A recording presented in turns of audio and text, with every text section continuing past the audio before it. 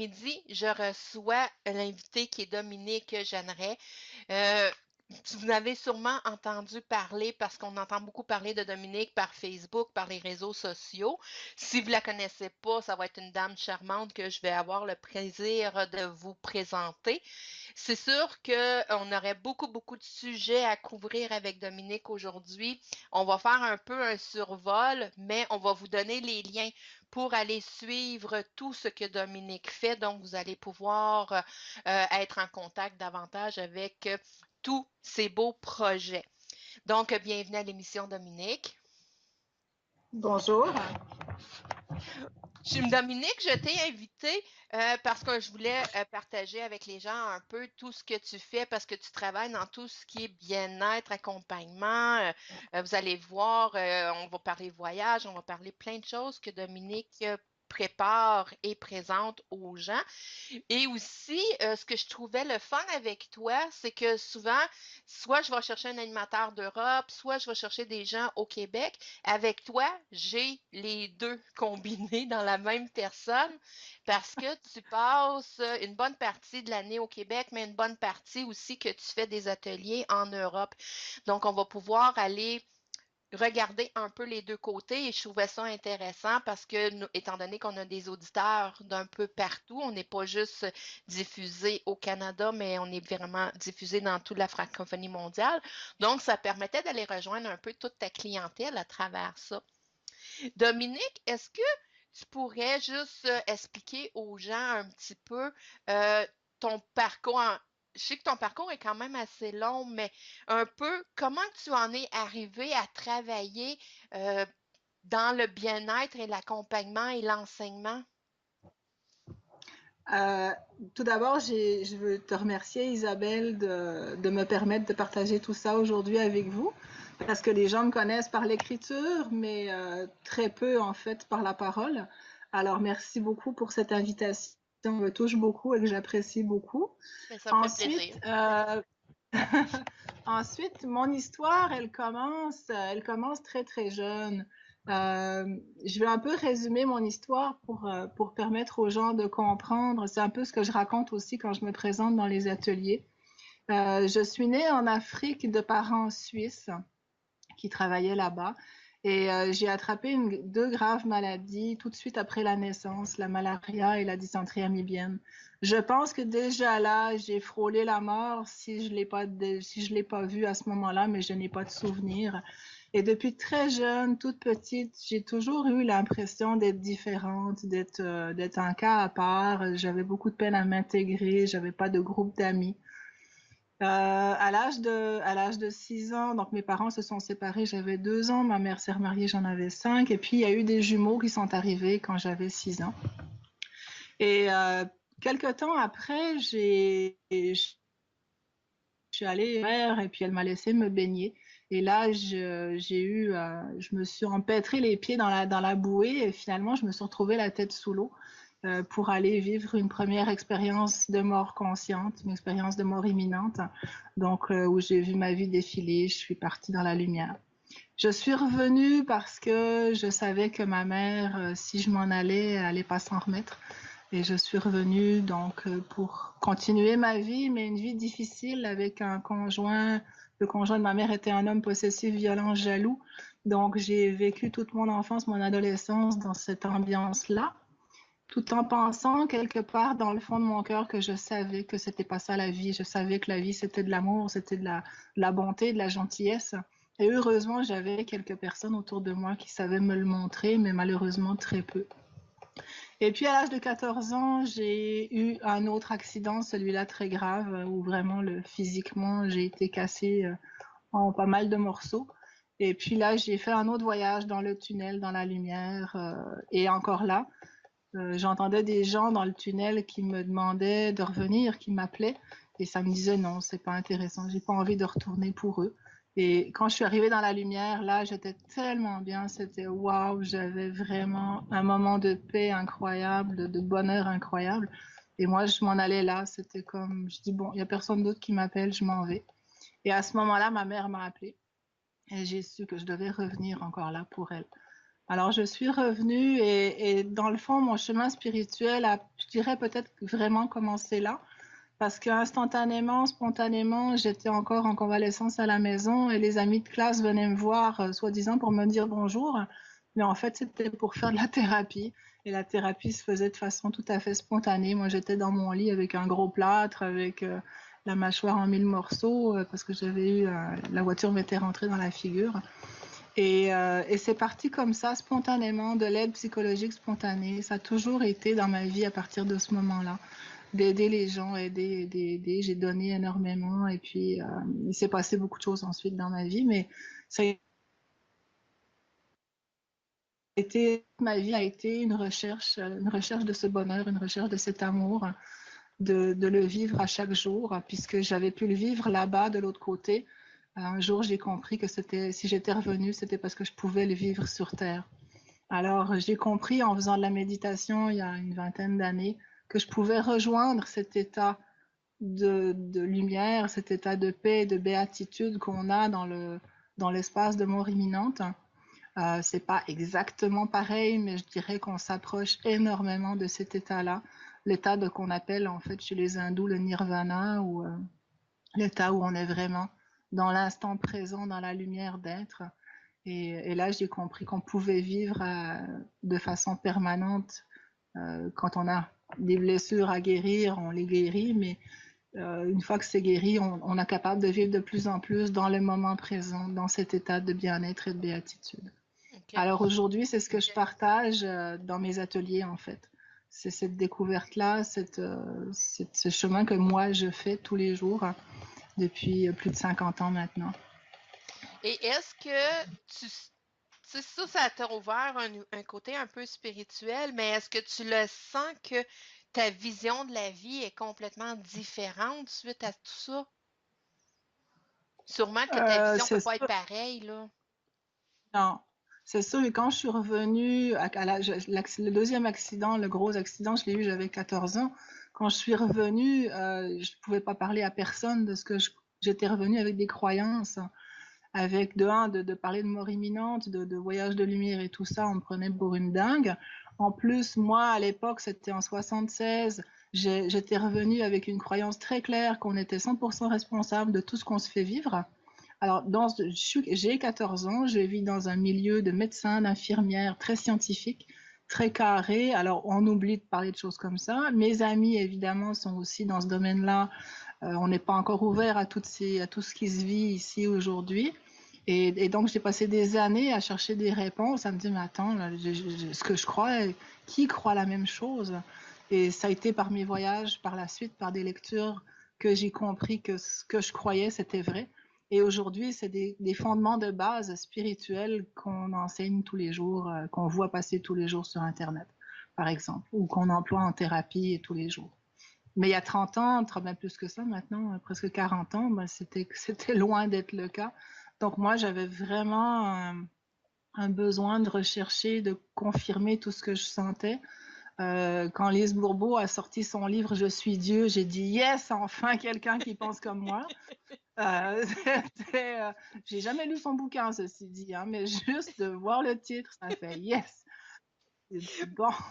Ben souvent, c'est Alors ça c'est qui quelque chose arrive, hein, comme c'est ça. qu'on a peur d'en parler, on a peur de partager parce qu'on a peur justement de passer pour dingue, de passer pour des fous, etc. Mais des Mhm. fois, c'est sûr que c'est pas tout le monde nécessairement qui vont voir les choses comme nous, mais le fait des fois de se permettre d'en parler, on va découvrir qu'il y a des gens autour de soi qui sont beaucoup plus ouverts que ce qu'on pense. C'est comme toi, ça t'a pris de voir la couverture de ce livre-là pour dire ah, finalement, je suis pas la seule au monde qui pense ou qui vit des choses comme ça.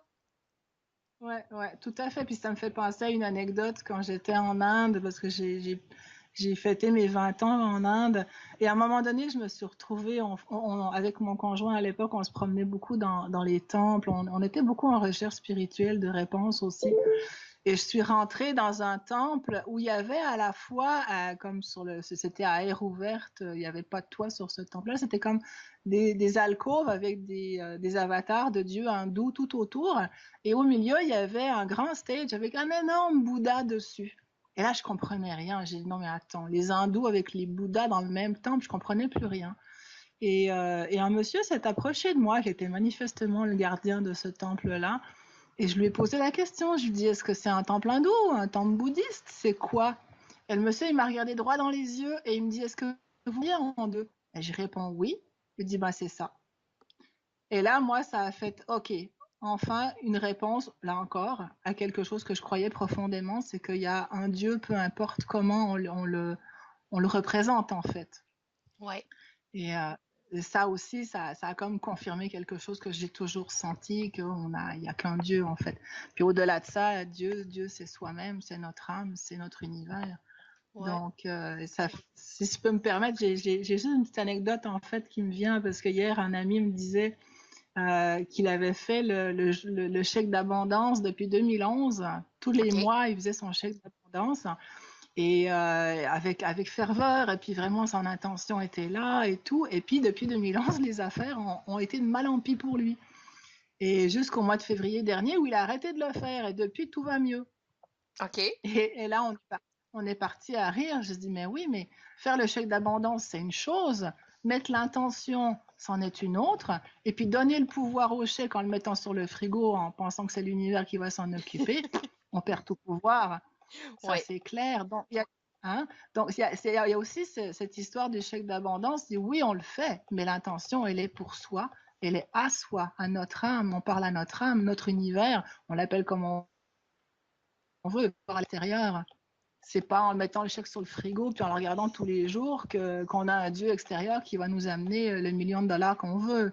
Ouais. Alors, c'est aussi des choses comme ça qui sont des petites anecdotes de vie, mais qui me font toujours sourire. Ben, je me dis, ben, c'est vrai, on a des expériences de vie chaque jour. Hein. Ouais, mais tu sais, là, on parle de cet exemple-là, mais tu sais, ça peut nous motiver à avancer, à se prendre en main, à changer les choses dans notre vie.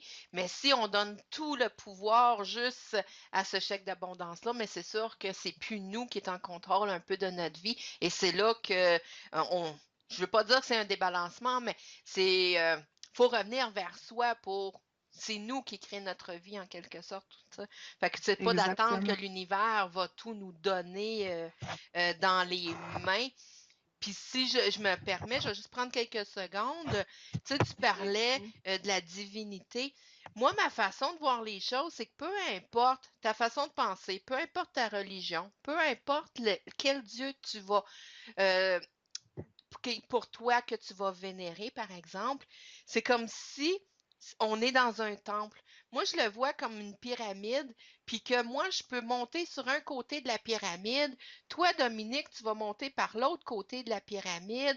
Mhm. Quelqu'un d'autre va monter sur le troisième côté, puis un autre va monter sur le quatrième. On ne montera pas par le même côté, on ne prendra pas le même chemin, mais en bout de ligne, mais quand on va arriver en haut, on va tous arriver à la même place. Ça. Tout à fait. Fait que Tout peu à fait. importe la croyance, notre religion, on se Oui, retrouve oui. tous On un a jour. chacun notre façon. Mhm. Oui, On a exactement. chacun notre façon de cheminer. Ouais. Et suite à tout ça, quand est-ce que tu as compris que tu avais le droit de partager, de t'exprimer, de vraiment être qui tu es suite à tes expériences? Oh my question. Je pense que j'ai jamais arrêté de le faire. Je pense que je l'ai toujours fait parce qu'à partir du moment où j'ai commencé à chercher, à fouiner, et chaque fois que je trouvais une réponse, que je trouvais quelque chose, j'avais un besoin viscéral de le partager. Et c'est ça d'ailleurs qui a fait que depuis maintenant presque 20 ans, je suis sur Internet. J'étais une des premières à avoir un site web et après ça, j'ai parti dans les blogs en 2005, en 2008. Et puis, j'ai un besoin viscéral de partager. Je pense que c'est une de mes missions de vie de découvrir, pas de découvrir, mais en fait de partager tout ce que je découvre de bon qui peut faire du bien. Alors, dès que je peux, je partage des belles choses. Et ça a toujours été, je pense que depuis très jeune, quand je découvre quelque chose, j'avais besoin d'en parler, j'avais besoin de le partager, de donner ces espoirs-là de bonheur à chaque personne, même si moi, j'ai aussi vécu, comme tout le monde, des moments très difficiles dans ma vie. J'ai toujours cru que le bonheur est là, à la clé, que l'amour est toujours là. et qu'on peut toujours aller se puiser quand on veut, quand on peut. On peut aller repuiser à la source de cet amour-là. Il est toujours là. OK. Toi qui travailles sur les 2 continents, est-ce que la façon, des gens de voir les choses, est-ce qu'elle est très différente d'un continent à l'autre? Ou si en bout de ligne, ça se ressemble? Écoute, là, je t'avoue que je suis pas très objective pour te répondre parce que, étant d'origine suisse, ayant grandi en Suisse, j'ai la mentalité européenne.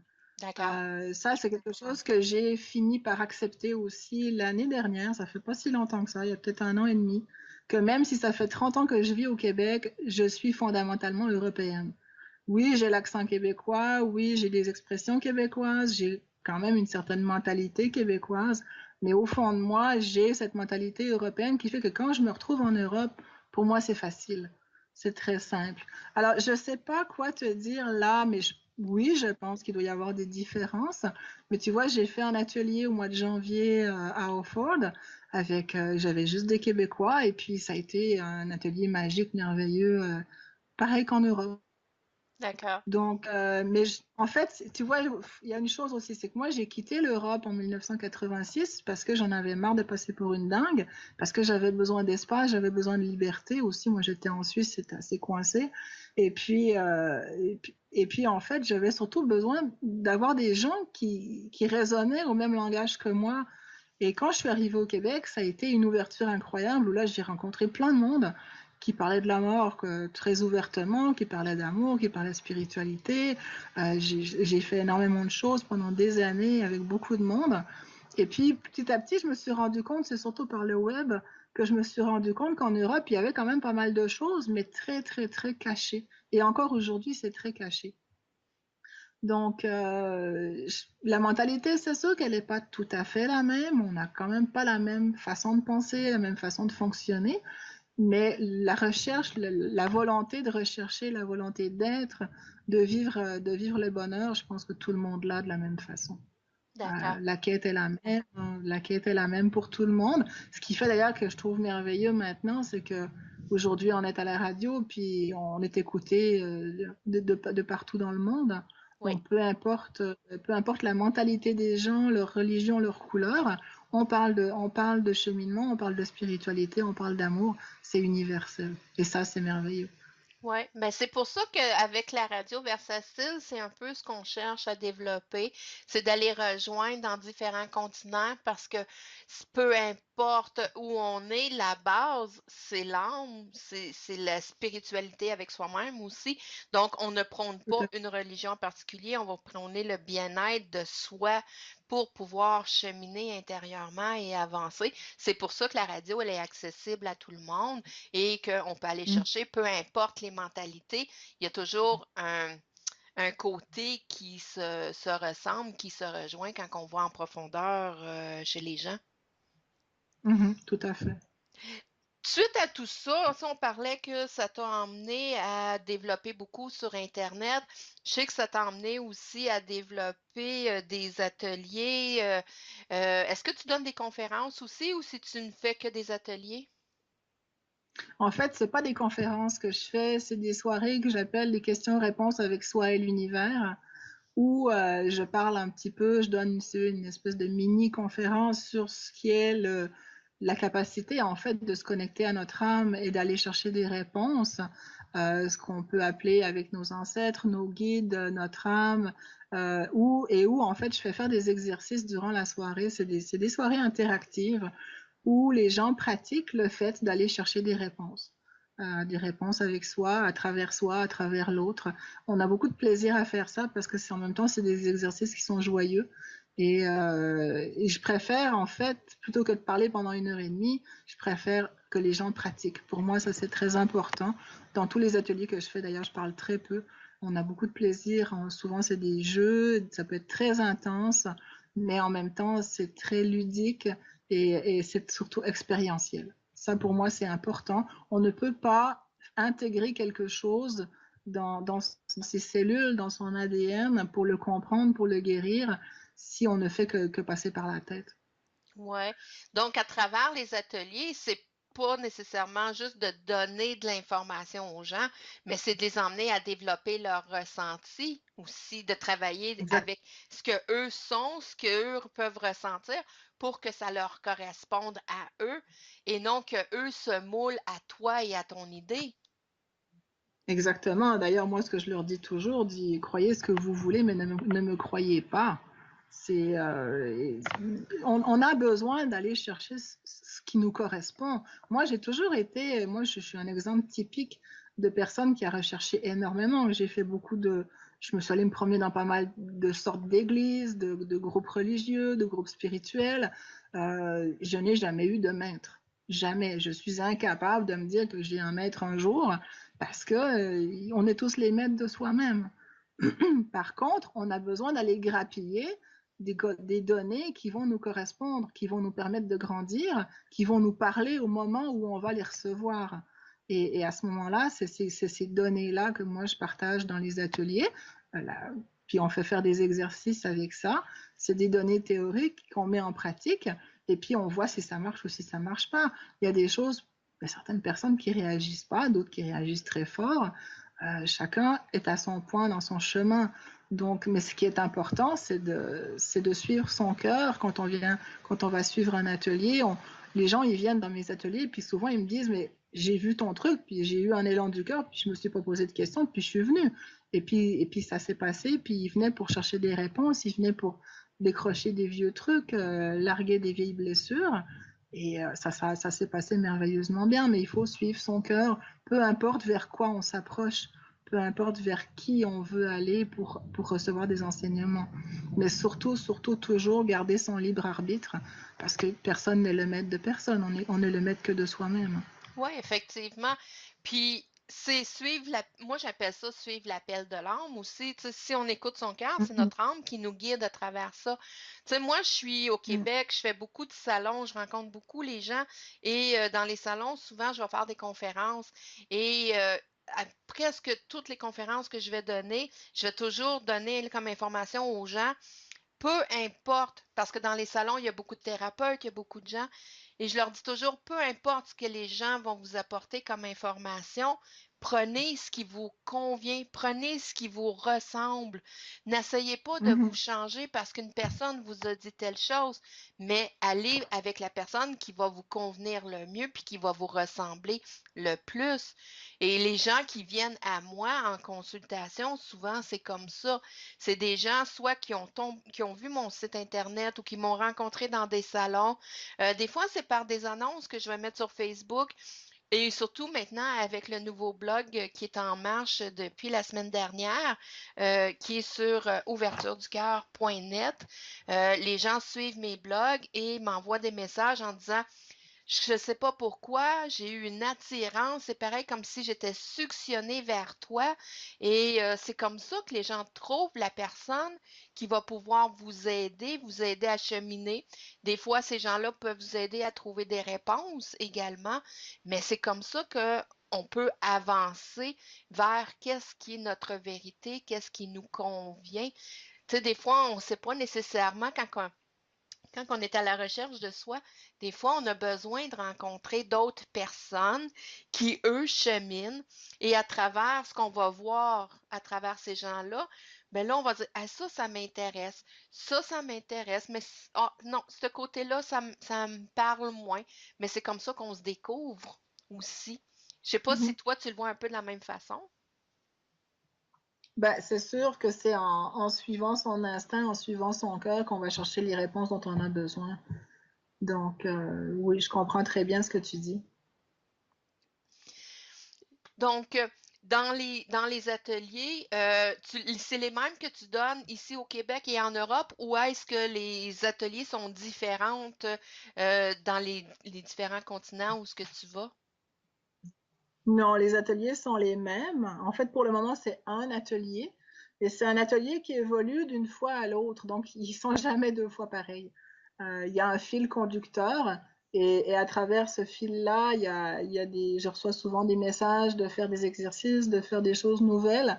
Donc, il bouge d'une fois à l'autre.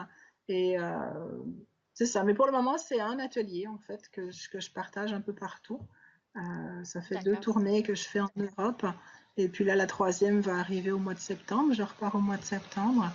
Donc, pour le moment, c'est ça. Il y a un deuxième atelier qui s'appelle Embrasser sa vie, qui va venir bientôt aussi, mais je sens qu'il n'est pas encore prêt. Il n'y a pas encore assez de gens prêts pour ça. Donc, je continue le premier, qui est à la découverte de mon nouveau monde au cœur de soi. Et voilà.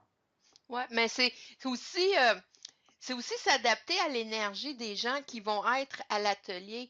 Tu sais, je sais que moi, quand je donne des conférences, des fois, je vais partir à la conférence, puis je sais que le titre de la conférence, ça va être tel sujet, mais d'une fois à l'autre, la conférence n'est jamais pareille parce que ça dépend toujours de l'énergie qui est là au moment où ce que je vais rencontrer les gens.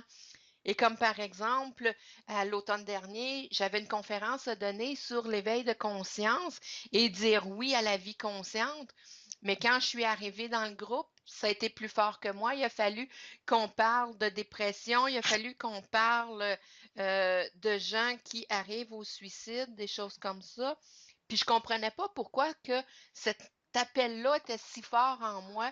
Sauf qu'après la conférence, il y a plusieurs personnes dans la salle qui sont venues me parler parce que c'est des gens qui avaient eu des problèmes comme ça, soit que c'est des membres de leur famille qui avaient passé à un acte comme ça, ou qu'eux-mêmes avaient eu des moments dépressifs. Fait que des fois, juste être à l'écoute de ce qui est là permet de répondre aux besoins des gens qui sont sur place. Fait qu'il faut se laisser guider, il faut se laisser aller avec notre intuition, mais c'est ça aussi être connecté avec soi et avec notre divinité. C'est qu'on sait Tout à ce qu'on fait. peut transmettre. Tout à fait. Et c'est pour ça qu'il n'y a jamais deux ateliers pareils, parce Oui, qu'il n'y a jamais deux groupes pareils non plus. Quand les gens commencent le premier soir avec, on fait un cercle de parole où les gens partagent pourquoi ils viennent à l'atelier. Déjà, en partant, il y a un thème qui se définit pour le week-end. Donc là, puis le thème est jamais le même. Et oui, déjà, en partant le vendredi soir, je sais que le week-end va se passer d'une certaine façon, qu'il y a des nouveaux exercices qui vont apparaître, qui vont être partagés, et puis chaque chose va arriver exactement à point, de la bonne façon. Et c'est ça qui fait que ces ateliers sont magiques, parce que c'est juste, j'ai l'impression des fois d'être juste un canal de quelque chose qui m'arrive pour transmettre aux gens, pour oui, leur permettre d'avancer dans leur chemin. Et c'est un cadeau extraordinaire, parce que quand on est vraiment branché canal, quand on laisse passer l'énergie, les messages qu'on a à transmettre, les exercices qu'on a à faire, les choses qu'on a à dire, c'est toujours la bonne chose. C'est toujours la bonne exactement. affaire au bon moment. Et les gens sont là, ils viennent pour ça, ils viennent entendre des choses qu'ils ont besoin d'entendre, ils viennent pour faire des choses qu'ils ont besoin de faire, pour aller vers eux, pour se découvrir, pour régler des choses, et puis pour créer surtout leur vie telle qu'ils ont envie de la vivre. Parce qu'en Exactement. fait, mes ateliers, c'est ça. On va, avant, dans les années passées, moi, je me souviens, il y a 25-30 ans, quand je faisais de la thérapie, on touillait, puis on grattait dans le fond du passé, le passé, les blessures, puis on rentrait là-dedans, on travaillait très, très fort, c'était dur, on faisait de la thérapie difficile, c'était le rebirth, le gris primal, c'était des choses où on cassait le mental, on cassait les égos. Aujourd'hui, c'est tellement plus en douceur qu'on fait. Le travail se fait pas de la même façon, justement, parce que moi, ce que je fais aujourd'hui, ce n'est que de la douceur, mais on va casser des vieilles choses aussi très profondément. On va encore casser des choses, mais tellement en douceur. Et puis aussi, surtout, ce qu'on ne faisait pas à l'époque, on va de l'autre côté, on va vers le positif et vers l'avenir. Donc, on ne fait pas juste grailler dans le passé, on est dans le moment présent et on va vers l'avenir pour le créer. Et ça, c'est primordial aujourd'hui. C'est ça qu'on appelle la psychologie positive notamment. Mais ça, je l'ai appris il n'y a pas tellement longtemps, alors que c'est quelque chose que je fais depuis des années. C'est qu'on ne peut pas juste regarder le passé pour nettoyer les vieux trucs. Il faut aussi aller de l'avant avec notre intention claire, positive, de qu'est-ce qu'on veut créer. Ben, Et quand parfait. on met les intentions claires de création, à ce moment-là, les choses se créent et on voit la vie débouler avec des choses incroyables, de cadeaux qui nous arrivent.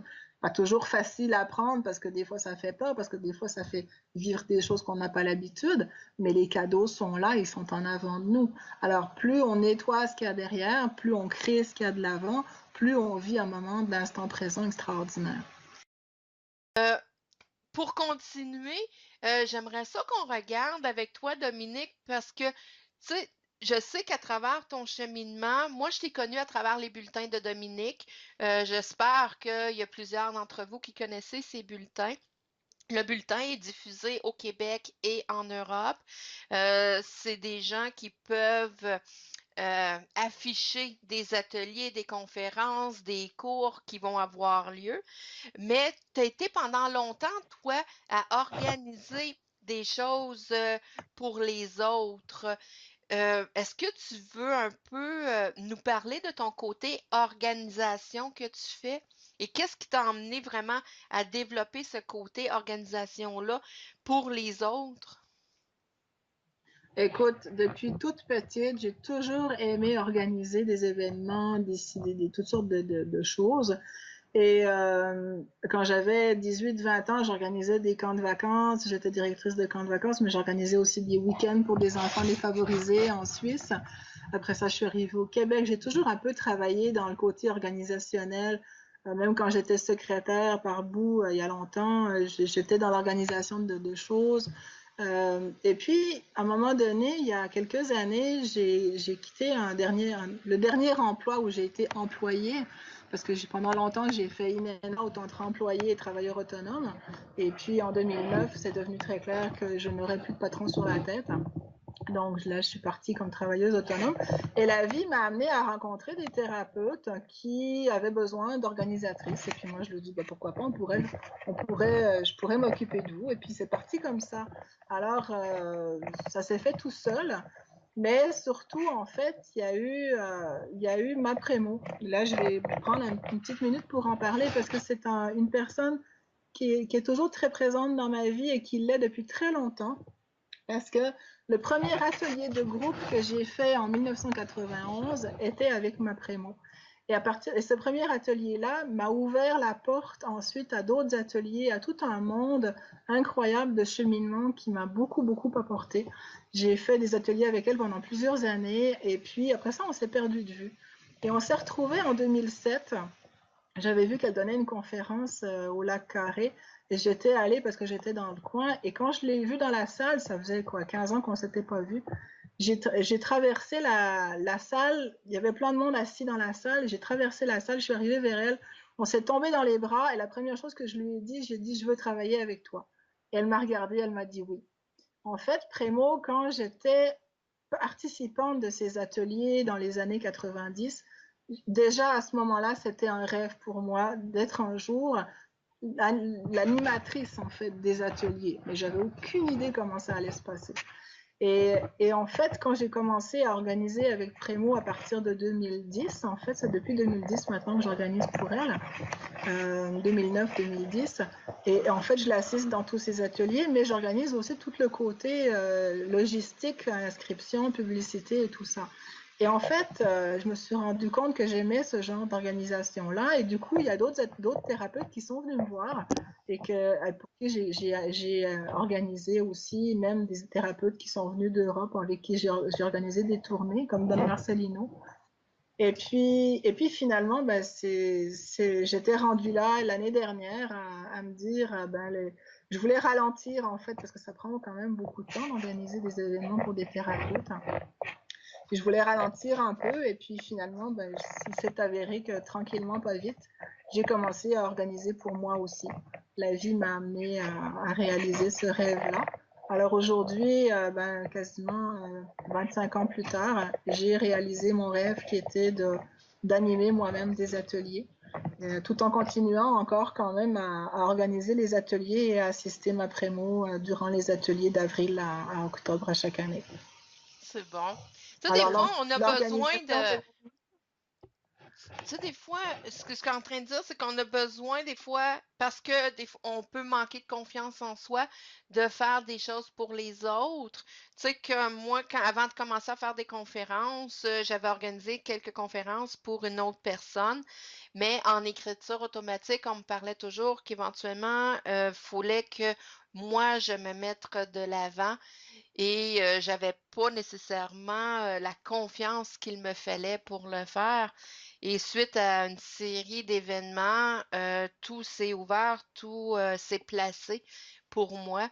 Donc, des fois, c'est pas nécessairement qu'on se cache derrière tout ça, mais le fait de prendre de l'expérience, d'organiser des choses, ça nous permet de voir jusqu'où elle est notre force, qu'est-ce qu'on est capable de faire, et ensuite pouvoir avancer dans cette direction-là et faire des choses pour nous-mêmes.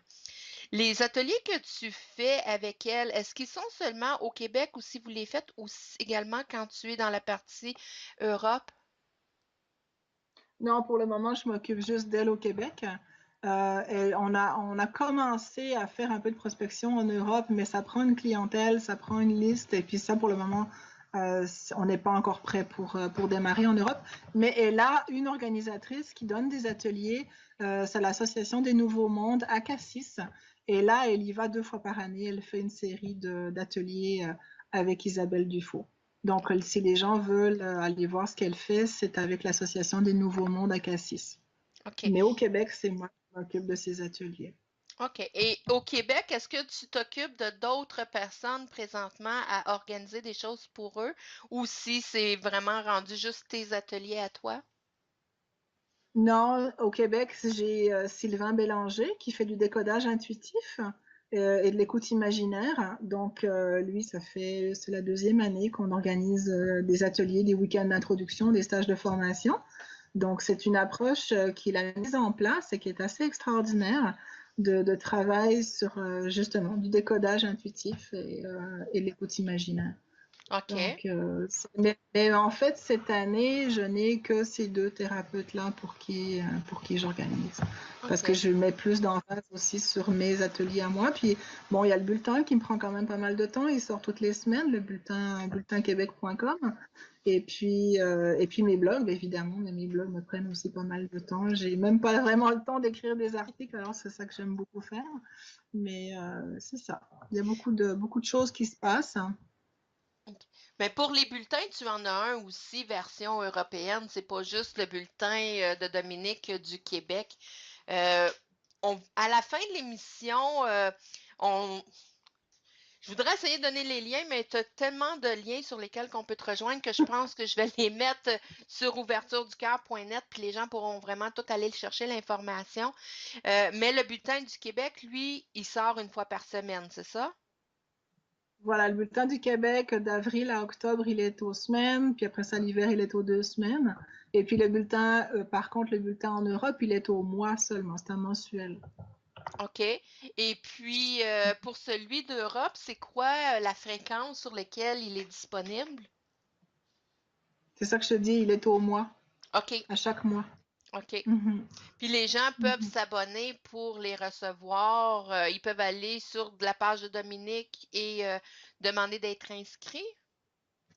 Ils vont sur bulletinquebec.com et puis ils vont s'abonner là. Et puis le bulletin européen, j'ai pas l'adresse par cœur là, mais je te la donnerai tout à l'heure D'accord, on pourra pour qu'on mettre les puisse. liens, comme je disais tantôt, je mettrai les liens sur ouvertureducoeur.net, qui est le blog qui est rattaché à l'émission radio. Et sur cette adresse-là aussi, j'ai tous les sujets de l'émission dans les semaines à venir. Vous avez des photos des intervenants qui vont venir à l'émission aussi, fait que ça vous donne une idée de qui est la personne. Et en même temps, je vais mettre tous les liens pour que vous puissiez rejoindre les gens. Pour ce qui est de tes ateliers en Europe, euh, c'est, est-ce que tu organises aussi pour d'autres gens en Europe ou c'est vraiment juste ton atelier comme tu fais ici au Québec? Non, non, en Europe, ce n'est que mon atelier. Mhm. D'accord. Puis quand tu es dans la partie Europe, est-ce que c'est des pays plus spécifiques que tu visites ou tu fais le tour, tu te promènes un peu partout? C'est beaucoup la francophonie parce que je le fais qu'en français. Donc, c'est l'automne prochain, ça va être Belgique et France. Et puis, il y a en fait, ça dépend des endroits que je trouve, des endroits de disponibilité. Ça dépend aussi, il y a des personnes qui commencent à avoir envie de me donner un coup de main pour remplir les ateliers. Donc, on fonctionne en collaboration parce que jusqu'à présent, je les ai toutes organisées par moi-même. Donc, j'y vais au gré de mon feeling. Souvent, j'ai des thérapeutes, pas des thérapeutes, des endroits, des lieux de résidence, de ressourcement, des centres où on fait des groupes qui m'écrivent en me disant ben, venez chez nous. Et puis, je vais regarder les photos, je regarde le blog et tout ça. Puis, ça m'arrive souvent d'avoir des coups de cœur, on dit ah, ben, je veux aller là, je vais y aller. Alors, du coup, je place des dates là et puis voilà, l'atelier se crée comme ça. Le plus gros, vraiment le plus gros coup de cœur que j'ai eu à ce jour, c'est pour la Chrysalide en Bretagne, qui est une maison extraordinairement magnifique. Il a un lieu magnifique au niveau énergétique, où j'ai retrouvé des gens que j'adore. On est devenus très amis et je retourne encore là 2 semaines. Là, je vais faire les 2 ateliers. D'ailleurs, tu parlais tout à l'heure du deuxième atelier. Lui, c'est le seul endroit où je vais faire le deuxième atelier, qui est Embrasser la vie. Alors, je vais faire mon nouveau monde le premier week-end et Embrasser la vie le deuxième week-end. C'est le seul où il va y avoir le deuxième atelier dans à l'automne. J'avais oublié tout à l'heure. Je me souvenais plus qu'on l'avait proposé celui-là. Ouais, ben t'as tellement de choses qu'à un moment donné, c'est dur tout suivre, tout ce que tu fais. T'es quand même très versatile, tu es un petit peu partout. Ça passe très vite, Ça me fait Dominique. penser. Ouais. Oui. Non, non, ça me fait juste penser à un moment donné. J'ai juste envie de vous partager une anecdote parce que du temps où je cherchais du travail, j'envoyais mon CV, puis mon CV, il y a quand même plusieurs pages parce qu'il y a beaucoup de choses là-dedans. Puis à un moment donné, j'arrive en entrevue, puis le monsieur, il regarde mon CV et dit, mais madame, vous êtes complètement instable. Je le regarde, me dit, mais monsieur, je suis juste polyvalente. Oui, il y a une J'ai différence pas eu entre la les deux. Voilà, j'ai pas eu la job, mais moi, je sais que je préfère être polyvalente. Ben Juste oui. qu'il y a eu des choses dans ma vie qui m'ont fait vivre ça. Et puis aujourd'hui, ben, les choses se sont placées. Mais là encore, c'est toute une histoire que je pourrais vous raconter qui m'a amené à ce que je suis aujourd'hui, qui fait que ben là, je suis moins stable. Je suis plus dans ce que je suis vraiment. Mais je te dirais, c'est pas parce qu'on est instable. Tu sais, tu me ressembles un peu dans certains points où ce qu'on a un besoin de rejoindre les gens et donc on touche un petit peu à tout pour justement être en contact avec les gens. Tu sais, moi, je passe par le site Internet, je passe par la radio, je passe par Facebook. Il y a le blog maintenant qui est en fonction. J'ai d'autres projets aussi qui sont en marche présentement qu'on est en train de regarder pour monter différentes choses, mais toujours dans le lien à communiquer avec les gens. Puis ça, je peux pas dire que c'est de l'instabilité, c'est notre besoin d'être en contact, c'est notre besoin de partager qui fait qu'on est un peu partout. Puis c'est un petit peu la manière que tu fonctionnes toi aussi, là. Ouais, moi je dirais plus par rapport à mon chemin à moi que j'ai eu un chemin de errance. J'ai vraiment fait de l'errance professionnelle et à d'autres niveaux pendant des années parce que je savais pas où je m'en allais. Je savais pas où je devais m'arrêter. Puis il s'est passé quelque chose il y a 2 ans qui m'a vraiment fait m'incarner, je dirais, où j'ai vraiment senti que dans l'espace d'un flash de secondes, je me suis incarnée, j'ai posé les pieds par terre et depuis ce jour-là, je vis sur terre. Mais avant, moi, j'ai un long passé avec la dépression qui était comme une épée de Damoclès au-dessus de ma tête pendant des années et des années. Aujourd'hui, je dis que vraiment, ça va beaucoup mieux aujourd'hui. Je peux dire aujourd'hui, je suis sortie de la dépression. Mais là, j'ai eu une vie due à mon accident, notamment un déplacement de corps énergétique, des deuils, des choses très difficiles, la violence et tout ça, où j'ai vécu la dépression pendant très longtemps, la fatigue chronique. Mais je savais pas que, en fait, je sais pas comment j'allais pouvoir m'en sortir un jour. Et à travers tout ça, il y avait quand même toujours l'envie de mourir quelque part. Et je comprenais pas pourquoi. Parce que j'avais pas de raison de vouloir mourir. Dans le fond, ma vie, ce que j'ai créé aujourd'hui, est une vie quand même où je suis bien. Je suis heureuse de ce que je vis, des gens qui m'entourent, du travail que je fais. Mais il y avait toujours cette espèce d'envie de vouloir mourir quelque part. Et je ne sais pas si on a le temps, Isabelle, mais je pense que c'est une belle histoire que j'aurais envie de raconter, celle-là. Oui, on peut prendre Pour vous quelques minutes. expliquer, Voilà, pour vous expliquer en fait que depuis toute petite, j'avais toujours cette envie de m'en aller, de repartir dans la mort. C'est pas pour rien d'ailleurs que j'ai fait 2 expériences de mort imminente. Et je comprenais pas pourquoi. Et il y avait aussi l'impression de toujours être à la recherche d'un homme, de chercher comme un homme, mais c'était pas mon conjoint, c'était pas mon père, je savais pas qui c'était. Et je vais faire une histoire très courte, mais en 2012, je suis allée en Europe et là, j'ai rencontré un homme qui a jamais été mon conjoint et qui, lui, venait de Norvège, d'où le voyage en Norvège que j'ai fait d'ailleurs l'année dernière.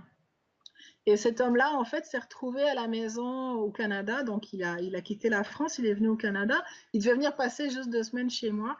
Et finalement, il a passé une année. Et ça a été une année très intense moi, j'appelle ça de la thérapie de couple sans être un couple.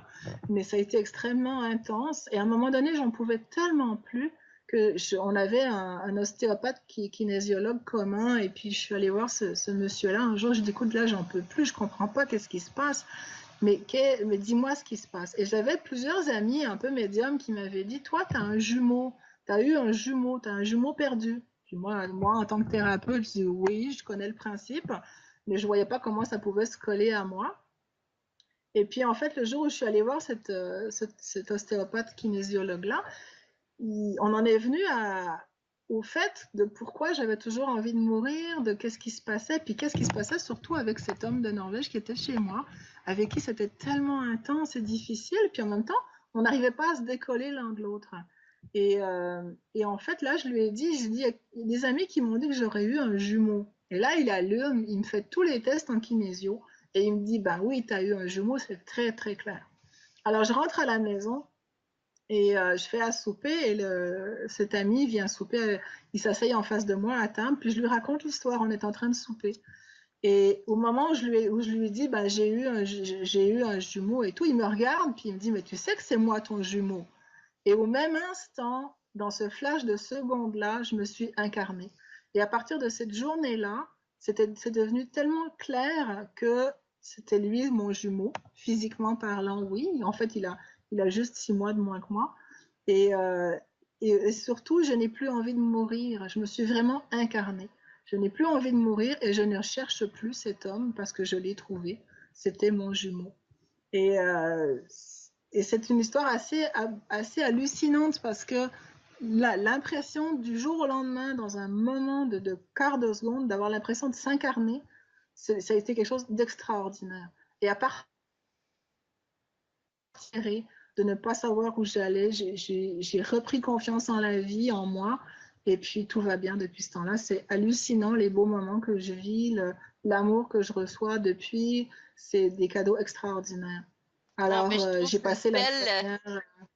c'est Ouais, tellement une belle histoire. Parce que moi, je trouve que c'est un peu comme une reconnexion dans ma âme aussi que tu as fait à travers ça c'est ça. pour pouvoir devenir plus solide et accepter ton incarnation à travers ça. Comme je vous avais mentionné avant qu'on parte pour la pause, la semaine dernière, j'avais mentionné que cette semaine, on aurait une belle surprise pour les gens qui sont parmi nous, malgré que c'est accessible à tous, à tous, sauf que la semaine dernière, j'avais pas donné d'informations parce que c'était en lien avec Dominique et on gardait ça pour cette semaine. Les gens qui sont abonnés à mon groupe Ouverture du cœur sur Facebook ont reçu l'annonce, ont eu les liens la semaine dernière pour ce beau projet-là. Le projet s'appelle Carnet d'amour, si je ne me trompe pas, c'est ça? Oui, c'est les carnets d'amour, Isabelle. D'accord. C'est un partage d'écrits. C'est des thérapeutes avec qui Dominique a communiqué et que ces gens-là ont écrit des messages qui parlent d'amour. C'est un dossier, c'est comme un livret, si on veut, qui est en format PDF et qui est téléchargeable gratuitement, donc accessible à tous. Je vous invite à le lire, c'est très intéressant. Présentement, c'est le volume 1. Il est tout chaud. Il est sorti, il est disponible depuis mardi de la semaine dernière.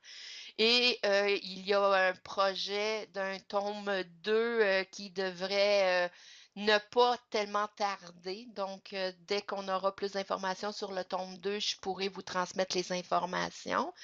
Mais est-ce que tu voudrais nous parler un peu de ce projet-là, Dominique? Moi, j'ai lu une partie, puis je peux dire que j'ai trouvé ça comme très intéressant de lire ces partages-là, de voir l'amour à travers les yeux de d'autres personnes, à travers d'autres thérapeutes. Comment est venue l'idée de ce projet-là? En fait, toujours mon principe, moi, de parler d'amour et de partager l'amour. J'ai un ami qui est thérapeute, qui assistait avec moi l'année dernière. Et il me dit, toi, tu es une éternelle amoureuse. Je dis, oui, j'ai besoin de vivre l'amour, j'ai besoin de le partager tout le temps. Et puis, je me disais, ça serait chouette qu'on ait quelque chose de gratuit, pas toujours payant. Et puis, c'est facile, quelque part, entre intervenants, entre thérapeutes, de partager ces moments-là et ces mots-là aussi sur l'amour. Alors j'ai contacté quelques dizaines de thérapeutes et ça a marché très très vite. J'ai reçu des articles. Donc là, le tome 2 est en cours de fabrication. Le tome 1 vient justement de sortir le mardi dernier. Et c'est 12 thérapeutes qui écrivent de 12 façons complètement différentes sur l'amour. Et quand j'ai lu les articles, j'ai été vraiment touchée de voir comment on peut traiter l'amour de tellement de façons différentes. Et c'est magnifique de voir ces 12 textes, 12 partages de vie, 12 expériences de vie, 12 philosophies de vie aussi, qui permettent de voir l'amour sous bien des formes différentes. Et dans le tome 2, c'est encore des façons de voir la vie différentes. Et je pense que les carnets d'amour, il va peut-être y en avoir 2 ou 3 par année. Ça va probablement être un projet que je vais continuer parce que c'est quelque chose qui me tient à cœur. Et je vois les gens qui les téléchargent. Il y a plusieurs centaines de personnes qui les ont déjà téléchargés. J'espère pouvoir me rendre à des milliers de personnes pour partager ces beaux textes-là. Et puis du coup, bah, il y a quand même un petit coup, je vais être franche avec vous, il y a un petit coup marketing là-dedans, dans le sens où bah, les thérapeutes qui écrivent se font connaître, tout simplement. Oui, parce Alors, qu'à c'est travers juste. ça, les gens, dans le bouquin, si je pourrais dire, les gens peuvent trouver les liens Internet aussi pour rejoindre les thérapeutes qui ont participé à ça. Donc, s'il y a un thérapeute qui a écrit un message qui vous interpelle, il y a toujours moyen de rejoindre la personne aussi après. Tout à fait. Mhm. Alors pour le moment, il est téléchargeable sur un site web qui s'appelle www.lescarnets au pluriel.net et donc c'est gratuit. Il suffit juste de rentrer son email et puis on télécharge dans la minute qui suit. Ouais. Alors profitez-en, c'est un cadeau gratuit puis disponible vraiment pour tout le monde.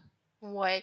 Fait que de toute façon, moi, je vais mettre le lien aussi sur ouvertureducœur.net pour que les gens aient accès à l'adresse s'ils n'ont pas pu la prendre. Mais je vous invite fortement à aller visiter, à aller télécharger ce livret et inviter vos amis aussi à aller le télécharger pour justement répandre l'amour de différentes façons, parce qu'on a tous notre façon à nous de voir les choses, de voir l'amour. Et des fois, juste de lire ces petits textes-là peuvent vous emmener juste une façon de voir les choses différentes ou vous emmène dans des réflexions qui peuvent vous faire du bien. Donc, ne gênez-vous pas et allez partager en grand nombre. Aussi, les gens peuvent te suivre via Facebook ou si les gens peuvent te suivre juste par le bulletin qu'on parlait tantôt. Mhm. Tout à fait. Il y a plusieurs endroits où les gens peuvent suivre ce que je fais.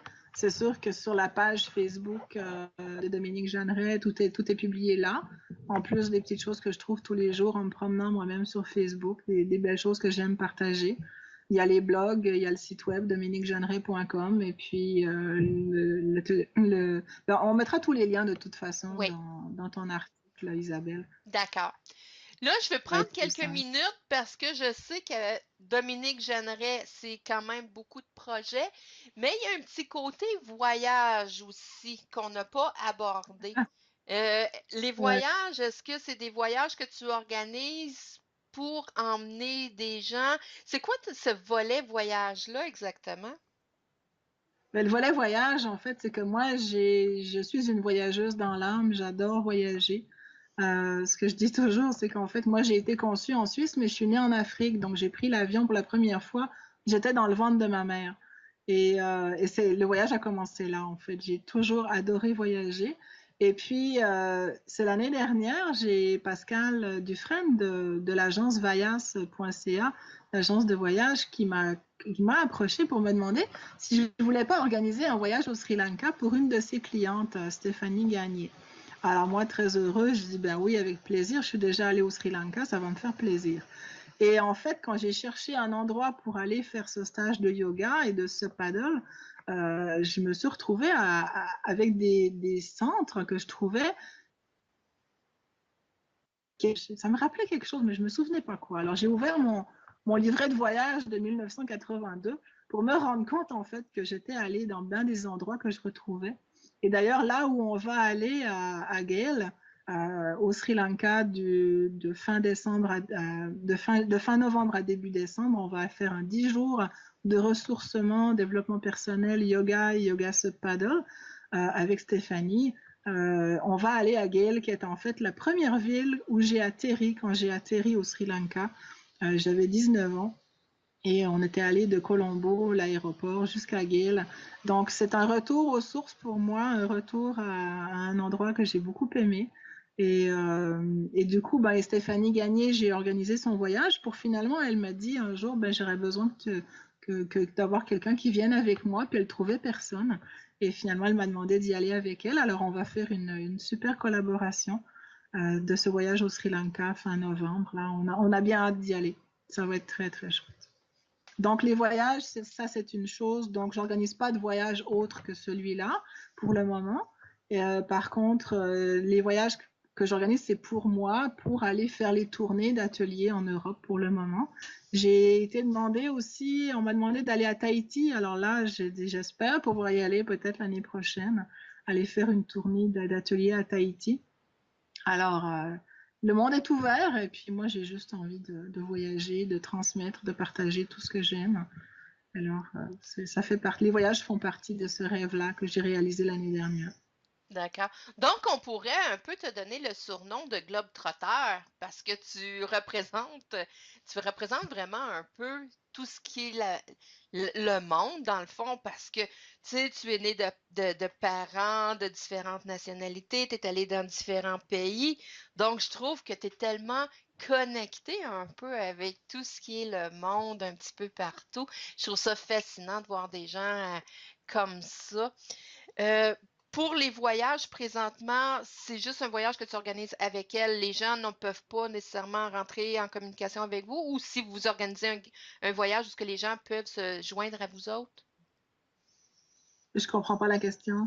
Ben, le voyage que tu vas organiser au Sri Lanka, c'est vraiment juste avec elle ou si d'autres gens peuvent se joindre à vous? Non, c'est un voyage qui est ouvert. Il y a une dizaine de places et les gens viennent avec nous. Là. Si tu as envie de venir avec nous, Isabelle, tu es la bienvenue.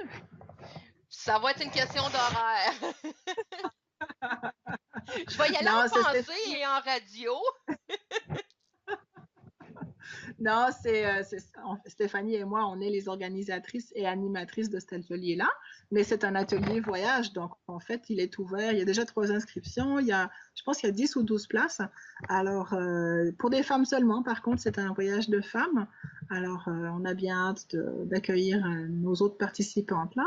D'accord. Fait que les gens pourront communiquer directement avec toi à ce moment-là pour plus d'informations. Voilà, tout à fait. Nous sommes de retour à l'émission. Malheureusement, nous devons tranquillement nous préparer à conclure cette émission. 1 heure et demie, ça passe tellement vite quand on est en bonne compagnie et qu'on a un sujet intéressant.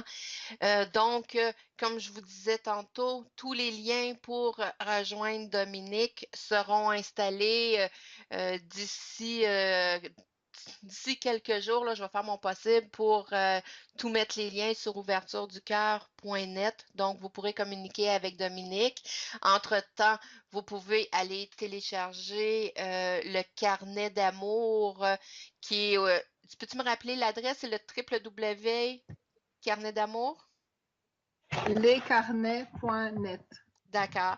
Donc, vous pouvez aller télécharger ça.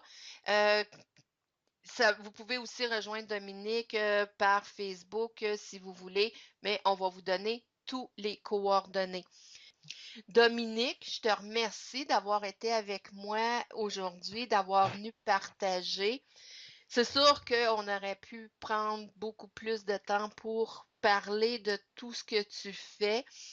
Est-ce que tu aurais un mot de la fin pour nos auditeurs qui t'ont écouté aujourd'hui? Écoute, j'ai pas tout raconté l'histoire, mais ce qui me vient et ce qui me tient à cœur, c'est de dire que les rêves, quand on y croit vraiment, ils se réalisent. Et j'ai eu dans ma vie le bonheur de vivre et de réaliser des grands rêves. Et aujourd'hui, j'en suis tellement heureuse. Donc, je me dis, même s'ils paraissent absurdes, même s'ils paraissent loufoques, ne jamais arrêter de croire en ces rêves parce qu'ils se réalisent un jour. Oui, effectivement. Puis des fois, ça peut aller beaucoup plus loin que qu'est-ce qu'on s'attend. Des fois, on n'est pas nécessairement tout conscient de qu'est-ce qui peut développer à travers nos rêves. Tu sais, comme que j'avais déjà expliqué à l'émission, moi, la page Facebook Ouverture du cœur, c'était un cri de cœur, c'était un appel tellement profond en moi suite à un suicide d'une personne que je connaissais. Et quand j'ai ouvert cette page-là, je me disais, si ça viendrait juste rejoindre 100 personnes pour les aider dans une guérison, de les emmener, d'avoir les choses un peu plus positives. Et je voyais pas l'ampleur que ça pourrait prendre. Et 2 ans plus tard, ce groupe-là est maintenant rendu à un peu plus de 3200 abonnés. Donc, oui, croire en ses rêves, c'est possible. Et suite à cette page-là, il y a eu maintenant, c'est des petites branches qui découlent de tout ça parce que il y a l'émission Ouverture du cœur maintenant à la radio pour pouvoir rejoindre les gens, répondre aux questions des gens, les aider à mieux connaître différents thérapeutes pour justement s'aider dans leurs problèmes, dans leur quotidien. Il y a le blog maintenant aussi qui est disponible. Et comme je vous disais, d'autres projets aussi qui sont en route. Et vous devriez aussi avoir une petite lettre d'amour de ma part dans le prochain carnet d'amour avec Dominique. Je m'y mets là-dessus et je vous pourrai vous transmettre tous les infos quand le prochain carnet sera disponible. Donc, Dominique, je te remercie beaucoup et infiniment d'avoir été avec nous. Ça fait un plaisir de partager avec toi cet après-midi. Ben, Isabelle, merci à toi aussi m'avoir invité à cette belle émission. C'est un grand cadeau pour moi de partager aujourd'hui, alors que d'habitude, je suis toujours derrière mon ordinateur par écrit. Alors, ça me fait un grand plaisir d'avoir participé à cette émission avec toi. Merci, Isabelle. D'accord. Là, pour le reste de l'été, tu es au Québec. Est-ce que tu donnes des ateliers pendant l'été? Oui, le 30 et 31 mai, il y aura un seul et unique atelier au Québec qui sera donné à Montréal.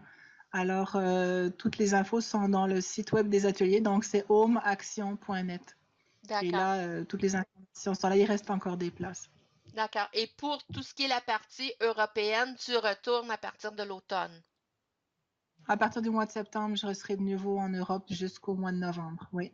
D'accord. Fait que les gens pourront aller chercher toutes les dates disponibles, les lieux, etc. Pourront aller chercher Mhm. les informations. Est-ce que pour tout ce qui est européen, est-ce qu'il y a un site particulier pour aller chercher les informations ou si c'est le même En fait, site? c'est le même site, c'est le site des ateliers, c'est homeaction.net. D'accord. Donc, je vous invite tous à aller visiter. Si vous avez des questions par rapport aux ateliers, gênez-vous pas, vous pouvez communiquer directement avec Dominique ou que ce soit pour le voyage au Sri Lanka. J'espère et je te souhaite d'avoir un merveilleux groupe dans ce voyage-là. Pour ce qui est de moi, je vous revois la Merci. semaine prochaine. Comme je vous dis, on parle de vivre le moment présent et l'importance de vivre le moment présent, comment le vivre et pourquoi vivre dans le moment présent. Donc, ce sera à suivre la semaine prochaine. Là, je vous laisse dans les mains de Caroline Blanco avec son émission sur la guérison.